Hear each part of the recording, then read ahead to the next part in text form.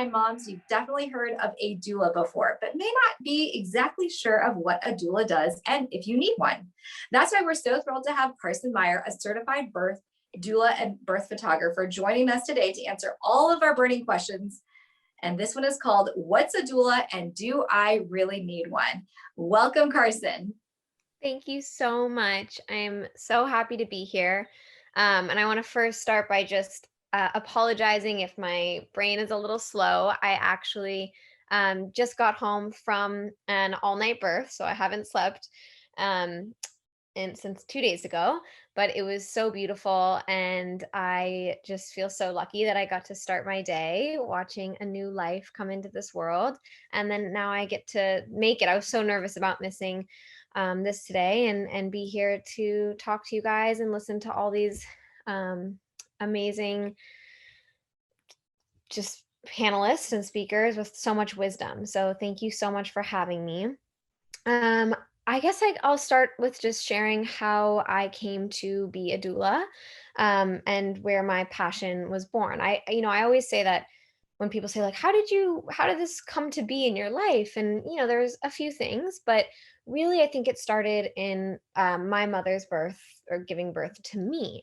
I grew up listening to my birth story, and she always spoke of it so fondly, like it was the best day in the world.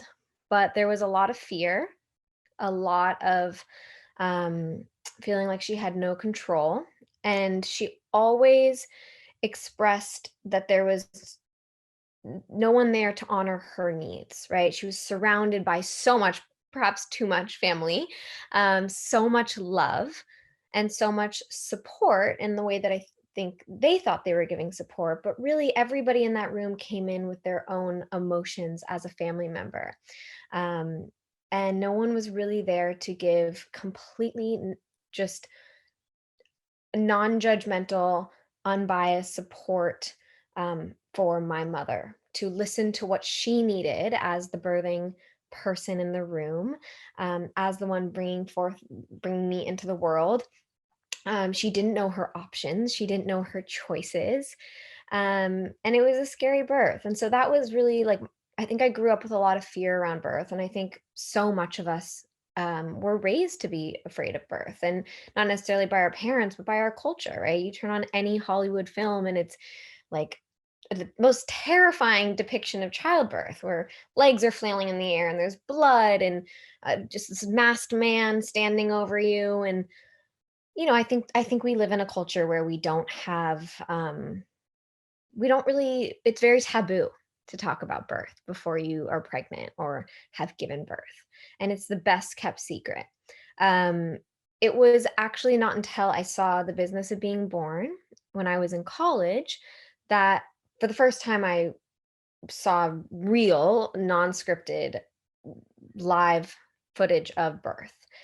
I was so taken aback. I cried for days. I was so emotional. I couldn't believe how beautiful the just watching women in their full power, in some in ecstasy, orgasmic births, some in a great amount of pain, but working with it and feeling empowered by it. And then others who are empowered by choices to, have an epidural and all the different things that are options to mothers. And so I saw this documentary and I was like, when I was in my early 20s, and I was like, when was I going to learn this if I didn't come across this documentary? Like, we have sex ed in high school, right? They tell us how not to get pregnant and kind of scare us into that, but there's no curriculum later on that reenfranchises us in the power of this process. And as Nanny Connie said, right, there used to be this village that was there, and I think we used to be a lot more connected to our mothers and sisters and friends in this process, and now we're not. So a lot of us go through life not being a part of this process or seeing what is possible or knowing how to not only advocate for ourselves but support one another. So that documentary just opened my heart wide open, and I was so blown away and in extra awe of every mom I saw walking down the street, every mom in my life.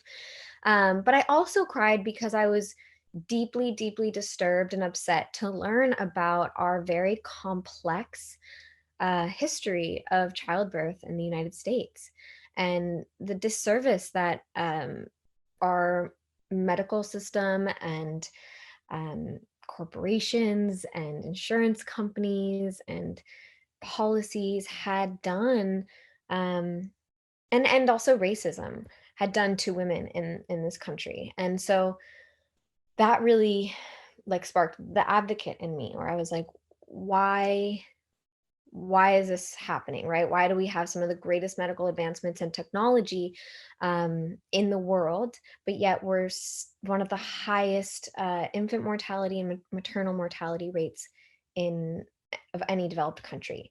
And if you're a Black woman in this country, these risks are 4 times higher, right? So it's safe to say we have a problem. We've had a problem for some time. My grandmother was put under and shackled to a bed, likely in her birth, right? And although that's not what's happening now, we're still facing a lot of need for change. And I really believe that the way to make change is to know what is possible and to know your choices and to really know your rights in any setting, whether that's home or hospital. So what I do as a doula is I help support parents through pregnancy, birth, and postpartum. And so a big part of what I do is education. So we're talking about, as Nanny Connie said too, like how to prepare, right? Because I think the best way we can go into a healthy birth experience is knowing your options, knowing the risks and benefits, knowing what to expect, knowing what's going on in your body, and feeling really safe. Um, at the birth, I support all different births, from home birth to hospital birth, unmedicated hospital birth, to I know I want an epidural hospital birth, to planned cesareans. And that's what doulas are. We're non-judgmental care. We are there to support parents through this journey and meet their unique needs, right? There's no 2 births are ever the same. And no 2 people or babies are ever the same. Couples are never the same, right? And so each doula comes to the birth, leaving ideally their own expectations and thoughts and ideas around all of this at home, and being a mirror, a sounding board for parents to find their best way, and then help to advocate, or help them be their best advocates in a hospital setting mostly. And that's one of the main ways that I support parents. I'm also there providing massage. So last night I was doing a lot of double hip squeezes and massage and breath work and meditation. I'm, getting water and recommending different changes in position, but really making sure that my clients' needs are being met and voices are being heard. Some of the, I think what's really cool about doulas is not only, is it just nice to have somebody there to support you in this way and really to support your partner as well, but we're evidence-based. So there's a lot of great research that actually shows having a doula isn't just like a feel-good thing. It really does equate to better birth outcomes. So I'll kind of list off a couple. There's a 25% decrease in the risk of cesarean with doula support, 8% decrease in the likelihood or increase in the likelihood of spontaneous vaginal birth, 10% decrease in the use of any medications for pain relief, shorter labors by 41 minutes on average, 38% decrease in a baby's risk of a low 5-minute APGAR score, and 31% decrease in the risk of being dissatisfied with the birth experience. And that's, they're all very important, but to me, something that I really value is parents walking away having a pleasant birth experience, valuing their experience, and feeling empowered to step forth on the journey of parenthood, which, as Nanny Connie again had said, it very, perfectly said, that it's just, it is a journey, and it does not, it only begins at the birth. And if you can walk in with your best foot forward to that journey with confidence, then it's going to make what can be a very difficult experience a lot easier. So a little bit more proof of why I think you need a doula. I am biased though.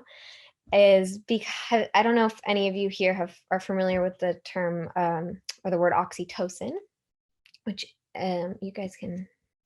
I'm used to doing these in interactive, so feel free to join in on the chat if you guys know what oxytocin is.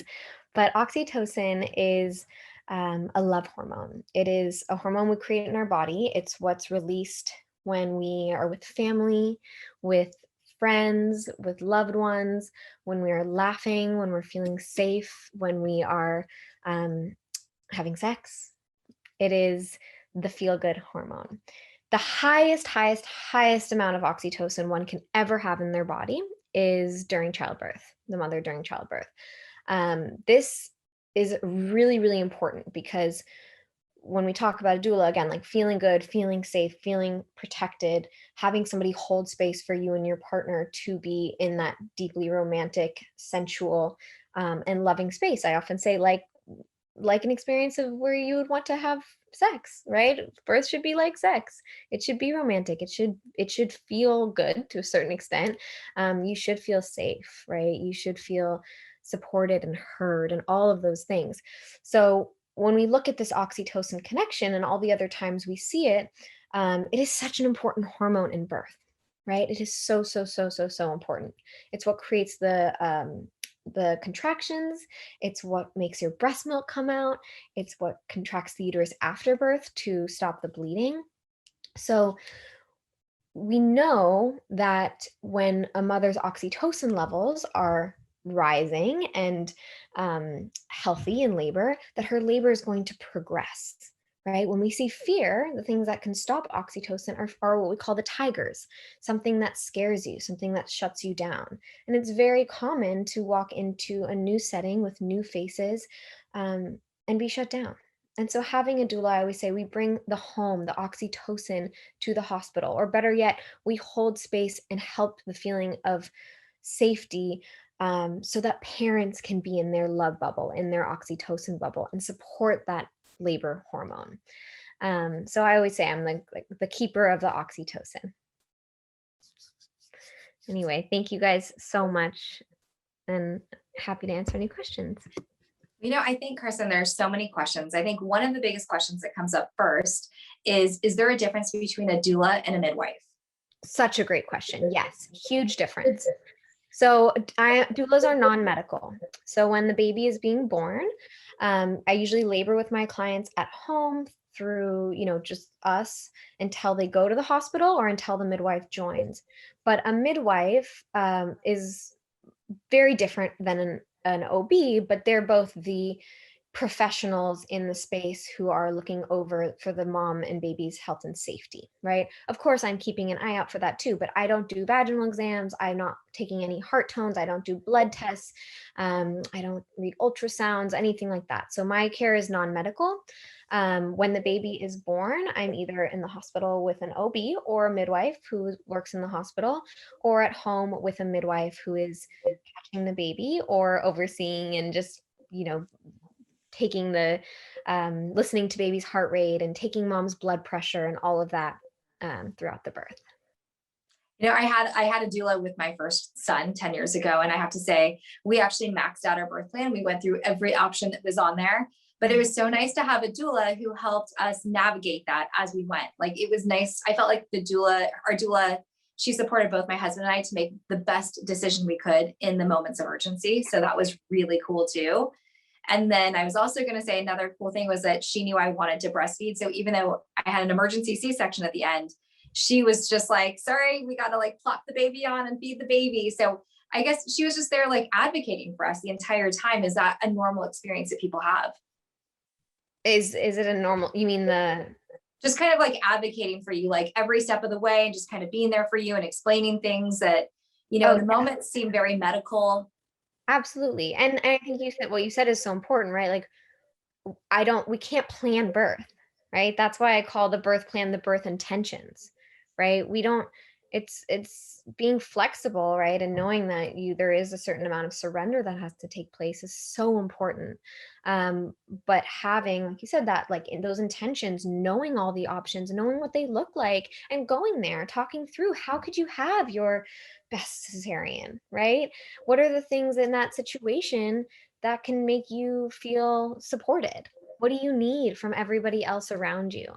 And so it's not about, controlling the birth or planning the birth or having it be a certain way, but feeling like you are being supported throughout. And advocacy is a huge part of that. I love that. Is there a birthing position that helps a lot of women ease through pain? Yeah. Um, every mom I've ever seen in labor likes to lean over. Like whether it be on all fours or lean over a ball. So I always say the best way to support a woman in labor is to not disturb her, right? So I usually watch and I'm like, what do they want to do intuitively? And how can I support them getting in that comfortable position? Because everyone is so different. But I do think being on all fours is a great position to labor in, or leaning over something, swaying, standing, using gravity. But then also being in the shower or bath. I know those aren't positions, but those are really great pain relief options. I call them the aquadural. Oh, I love that. Mhm. In your opinion, are water births hygienic? Yeah, absolutely. Yeah. All right. And if someone's high risk, can they have a doula? Oh, yeah. I think even more of a reason to have a doula. In a high risk pregnancy, there'll probably be a lot of just a lot more to navigate in a hospital How situation. does, yeah, I was going to say, I think one of the biggest questions that, like I ran across when I was high risk when I had my first son. And so I was looking for someone to help us navigate Yeah. the system as we went through it and like all the different nuances that we had as we gave birth to him. But I had a referral from a girlfriend. How does one normally go about finding a doula that's a good fit? Yeah, I love that question. One thing I want to add to the last one is, in it, I think for high risk birth, it's so important to bring in a feeling of like home for all birth, but to like help to not make birth feel so clinical in that situation. And so something I do is I bring Christmas lights and light up candles, and we have diffusers and music, and I make it a spa. And so that's another way I think a doula can be really helpful, is to like bring those good oxytocin vibes in what could be a more stressful environment.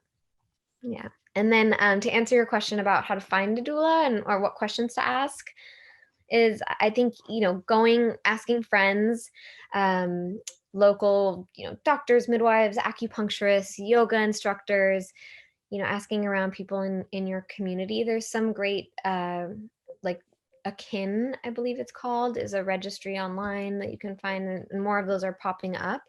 But I think more important than any question is vibing with that person. I always say there's a doula for everyone. So to be a doula, there's training and there is certification. But like I said, we don't do anything medical, right? So we don't need to be certified. Experience can matter to some, but to others, not much, right? We're not doing anything medical. So much of this work is intuitive. And so finding somebody that you trust, you feel connected with, and you feel has similar perspective on birth, I think is also important. How important is it to interview a doula with your partner and yourself? I think it's really important. Sometimes, I'll just interview with a mom and she's like, great, let's do it. My partner will love you. But I always say I'm sometimes more the doula for the partner than the mom. I think for partners, right? It's like seeing the person you love the most be in perhaps a great deal of discomfort, or just going through such a massive transition. I think the best way to support the mother is to have her partner standing steady in his beat, feeling grounded, and prepared to go through this journey together. And so what I like to do is provide that education, but also be somebody in the back of the room that's like, you guys are doing great. Keep on doing. Yes, that's normal. For him to turn to. Do you have any advice for partners as they go through the birth process, whether that's at home or in a hospital setting? Yeah, I think learning, being involved in those doula meetings, reading books, really learning those options, because I always say at the end of the day, I don't speak on behalf of my clients, right? I'm helping them to advocate for themselves, and it does often fall on the partner to really be that person that's asking the questions and that's advocating in a big way. But also, I think the more work they do to unravel any fear that they have in the birth process, the more they'll be able to show up for their partner, because when, mamas feel everything. That's so true. I mean, I remember when I was looking for a doula, I didn't really know, is there a price range for different types of doulas or for types of different services? Because I remember with my son, we did because I was high risk and I was on bed rest, she did all of our birthing classes at home, which was really nice. So that was like included in her price, which was so cool. And then after the birth, she also came and did some lactation consultant services for us. So she was really full service. But is there a range of services that doulas provide? And then is there a price range that kind of goes along with that? Yes, so every doula's practice is a little bit differently. How I work is I offer 3 prenatal visits before the birth, but I also have a 12-week virtual circle for moms to be. And so all my clients take that too. So we end up meeting weekly. And it's so fun. It's a way of doing that work, but in community. I do postpartum follow-up visits, and I'm really available throughout pregnancy. I'm doing childbirth education, preparing those birth intentions, and helping with breastfeeding support before pregnancy and after birth. So everybody has, some are masseuses, some are yoga teachers as well, and have different offerings. I do birth photography, so that's something that's included in mine, but a lot of doulas don't do. And price ranges really vary. There's no one price. I think in Los Angeles, it's probably a little bit more expensive than the rest of the country. But I think like $2,000 is in Los Angeles a pretty kind of average price. And then there's amazing foundations called like Joy of Birthing Foundation out here, where you can work with a doula at a low cost or for free. And so there's some amazing ways. Unfortunately, doulas are not covered by insurance always. So, if a doula is something that's important to you, but might be out of your budget, there are so many ways to work with doulas and organizations that make doulas more accessible. And like kind of an interesting question. I know some people have like night doulas as they transition, kind of away from birth and like into having the baby in the home. At what point does it switch over from being like a birthing doula to a night doula, or, can they be the same person? Yeah, so there's birth doulas and postpartum doulas, and then like night nurses or doulas that stay through the night. It can absolutely be the same person. I don't do them the same for my clients because, as you can tell, I'm sleepy, and I can't imagine going from the birth to then doing the postpartum. And I think there's just people who do postpartum better than I do. I'm really passionate about birth, and that's where I feel like my strength is. But yes, there's a lot of doulas who are amazing and do both. Very good. Is there like anything that you recommend, as a doula that new moms kind of bring with them as they go to the hospital? Be like, these are like the essentials, or do you take care of that? Of what to bring? Yeah. So there's obviously the stuff for parents to bring of their own. One thing I always recommend is bring your own birthing gown. Like, you don't have to wear a hospital gown. This isn't an illness. This is not like a medical emergency. You're not sick. Every other floor of the hospital is not normally a celebration of life. Like, you're on the floor where it's a party day. So where, I feel like the hospital gown can be symbolic sometimes of being a patient in the hospital. So I was like, you don't have to wear that. Bring whatever you want, or wear nothing, right? That's like a tip I have.